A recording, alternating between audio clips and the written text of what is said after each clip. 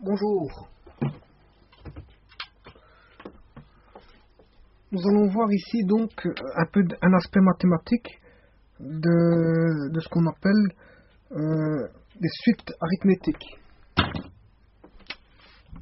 Les suites arithmétiques. Et en fait, on va définir ce que c'est que les suites arithmétiques. Je vais faire qu'une seule vidéo concernant donc la définition des suites arithmétiques pour pouvoir expliquer le restant des suites. Bon, en ce qui concerne les suites arithmétiques, en fait, si je prends une variable indicée que j'appelle U1, que je lui attribue une valeur, par exemple, je lui attribue la valeur 1, puis je prends une seconde, toujours la même variable, mais indicée avec une position numéro 2. Et donc ici à ce moment-là, je dirais que sa valeur, par exemple, vaut 3. C'est moi qui attribue la valeur. Maintenant, est-ce que je peux dire que ceci est une suite? On peut le dire, je dirais pourquoi, mais tout dépend des éléments de la suite qui va être donnée. U3, si je prends donc le rang 3, oui, le U, je vais appeler ça rang. Pour le rang 1, le rang 2, le rang 3. Donc, pour le rang 3, si je mets 5, puis le rang 4, je mets 7. Et là, on voit tout de suite qu'on a à faire une progression, je veux dire arithmétique. Bon, tout d'abord, si je devais mettre ça dans un axe, ben ici, on a le 0, j'aurai l'indice 1, l'indice 2, l'indice 3, l'indice 4, l'indice 5, l'indice 6, etc. Voilà. Ça, on va dire que c'est le U indice I. C'est l'indice I, ça. Pardon, ça c'est l'indice I. 0, 1, 2, 3, 4, 5, 6. Bien sûr, moi je commence en 1, donc je ne commencerai pas par 0. Donc, dans ma définition, je vais bannir le 0 pour éviter les problèmes de décalage. Donc, en fait, comment on appelle ça? Celui-ci, le 0 sera banni, je vais dire, des indices. On commencera l'indice 1 et non pas l'indice 0 pour éviter des décalages. Hein. Voilà. Donc ici, si j'attribue à l'indice 1 la valeur...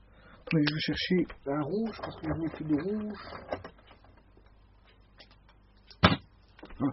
Si j'ai l'indice 1... Non, c'est pas encore un rouge, ça.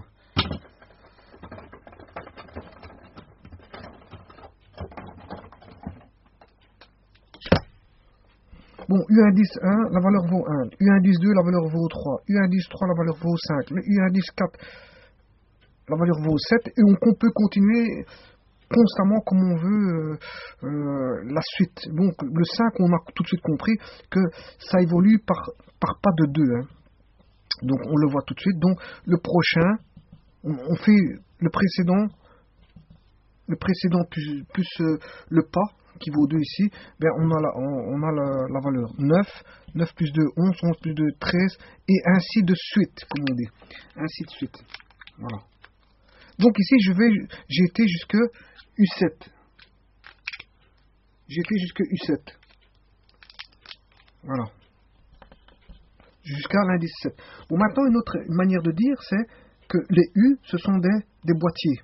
À la place de considérer comme étant des rangs, oui, ça c'est I et ça c'est la valeur de UI. Donc, si je considère par exemple un boîtier, je dis que ce boîtier est rangé au rang 1, je mets un deuxième boîtier qui est rangé au rang 2, je mets un troisième boîtier qui est rangé au rang 3, bien, le contenu de ceci sera donc 1, 3, 5. Et je peux continuer ainsi de suite. Hein. Donc, si je prends un boîtier U4, U5, U6, voilà, des boîtiers avec le rang 4, le rang 5, le rang 6, mais au rang 4, le contenu sera 7, au rang 5, le contenu sera 9, au rang 6, le contenu c'est 11. Donc, on voit bien que c'est une relation de rang à contenu. Mais le contenu évolue, je veux dire, par un pas qui est toujours constant. Donc, à partir d'ici, je peux commencer à définir les choses. Pour la suite arithmétique, on dira que, ben, si on regarde, donc U1 vaut 1. U2, ben, on a dit que c'était 3.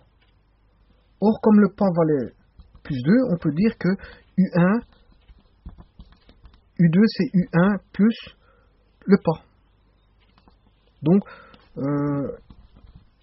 1 plus 2, ça fait 3. U3 vaudra 5.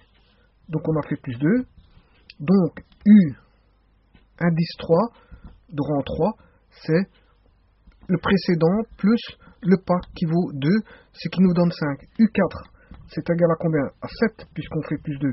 Plus 2, c'est U4 égale combien? Donc 5 plus 2, ça fait 7. Si U5, c'est combien? C'est 9. 7 plus 2, ça fait U5 égale combien? 7 plus 2 égale 9. Si je prends U6, U6 c'est donc 9 plus 2, ça fait 11. Donc U6 vaut 9 plus 2 égale 11. Donc on voit bien qu'on peut conjecturer que si je mets U indice I, n'importe quel indice, eh bien c'est l'indice précédent plus la raison. Voilà. Donc ça c'est pour un indice quelconque. Mais si j'appelle ça UN, on dira que c'est UN moins 1 plus R. Voilà. Voilà. Et donc ça c'est une suite. Ça répond à la définition d'une suite. Donc, ici, qu'est-ce qu'on peut dire? Qu'est-ce que c'est qu'une suite? Je vais donner la définition avant que la vidéo ne s'éteigne, bien sûr. Sinon, il faudra recommencer juste une définition pour une vidéo pour la définition.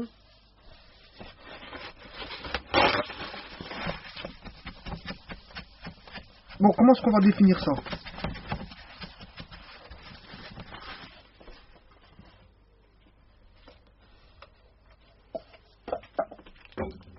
Voilà. La définition, donc, il faut partir à partir de cette relation UN égale UN moins 1 plus R. Mais le N, on a dit qu'il appartenait, rappelez-vous, on commençait pas en 0, mais en 1. Donc, ce sont les indices 1, 2, 3, 4, 5 jusque N. Les indices I, appartiennent au naturel sauf 0. Les naturels, c'est les nombres entiers non nuls. Donc, positifs. Naturels, ce sont les entiers positifs non nuls. Donc, c'est 0, 1, 2, 3, 4, 5, 6, 7, 8, 9. Mais comme on retire le 0, eh bien, c'est 1, 2, 3, 4, 5, 6, 7, 8, 9, 18, 19, 11, 12, 13, 14, 15, 16, 17, 18, 19, jusque tant qu'on veut. Voilà. Donc, ici, comment on va définir ça? Ben, on va définir une suite arithmétique, c'est quoi? Une suite ou une progression,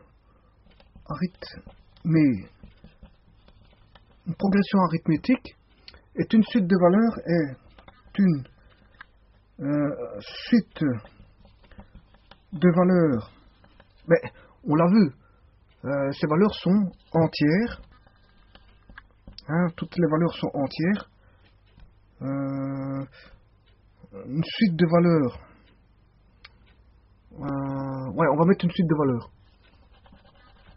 Une suite de valeurs évoluant. Voilà. Parce que les valeurs ne sont pas forcément entières. Les indices, oui, mais les contenus, non, pas forcément. Évoluant, donc est une suite de valeurs évoluant. Non, ici c'est plutôt une suite de... Bon, si on veut bien définir les choses, c'est pas ça.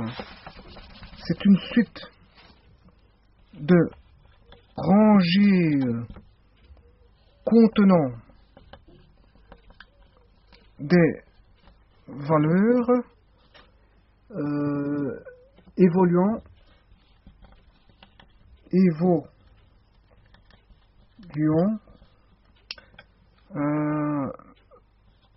par un pas constant.